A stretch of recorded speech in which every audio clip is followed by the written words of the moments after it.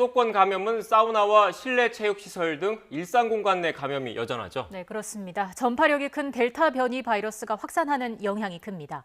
집단 감염이 발생한 현장에 취재기자 나가 있습니다. 신준명 기자. 네, 서울 관악구 사우나에 나와 있습니다. 네, 우선 집단 감염 상황부터 정리해 주시죠.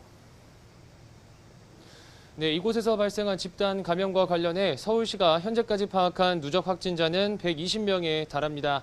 어제 새벽 0시부터 오늘 오후 6시까지 추가로 7명이 더 확진 판정을 받았는데 오늘도 더 늘어날 가능성이 있습니다. 집단 감염이 시작된 건 지난 11일입니다. 직원 1명이 확진 판정을 받은 뒤 방문자 500여 명에 대한 전수검사가 이뤄졌습니다. 방역수칙은 잘 지킨 것으로 보이지만 사우나 특성상 환기가 어려운 탈의실 등에서 마스크 착용이 미흡한 점 등이 감염의 원인으로 지목됩니다. 건물에는 사우나뿐 아니라 헬스장, 골프장까지 모여 있어서 방문자가 많아 집단 감염의 규모는 더 커진 것으로 파악됩니다. 집단 감염은 일상 곳곳에서 발생하고 있습니다. 광운대학교 아이스하키부 감독과 선수 등 21명이 확진 판정을 받았고 연세대 아이스하키부 선수 10명도 확진 판정을 받았습니다. 두 대학 선수들은 지난 13일과 14일 강원도 강릉에서 합동 훈련을 했는데 경기 중 마스크를 제대로 착용하지 않아 바이러스가 전파된 것으로 확인됐습니다. 또 서울 노원구와 은평구 헬스장에서 발생한 집단 감염 누적 확진자는 43명으로 집계됐고 경기 연천군 어린이집 집단 감염도 누적 확진자가 10명으로 늘었습니다.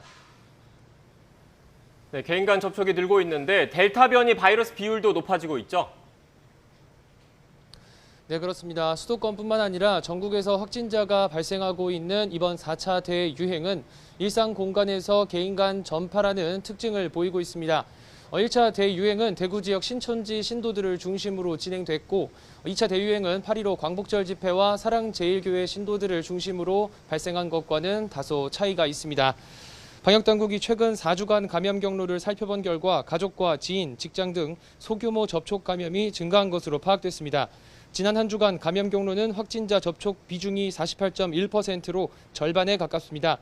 집단 감염 34건을 살펴보면 직장 등 사업장이 10건, 다중이용시설이 9건, 교육시설 9건 등으로 대부분 일상 공간에서 발생했습니다. 이런 가운데 전파력이 강한 델타 변이 바이러스의 확산세도 매섭습니다. 국내 주요 변이 바이러스 검출률은 47.1%로 전주 대비 10.2%포인트 늘었는데 델타형 검출률이 33.9%로 전주 대비 10.6%포인트 증가했습니다. 지난 한 주간 주요 4종 변이 바이러스 감염자는 1,001명인데 이 가운데 델타형이 719명으로 전체의 70%가 넘습니다. 6월 3주차 델타 감염자가 17명이었던 것과 비교하면 한 달 새 42배가 늘었습니다. 지금까지 관악구 사우나에서 YTN 신준명입니다.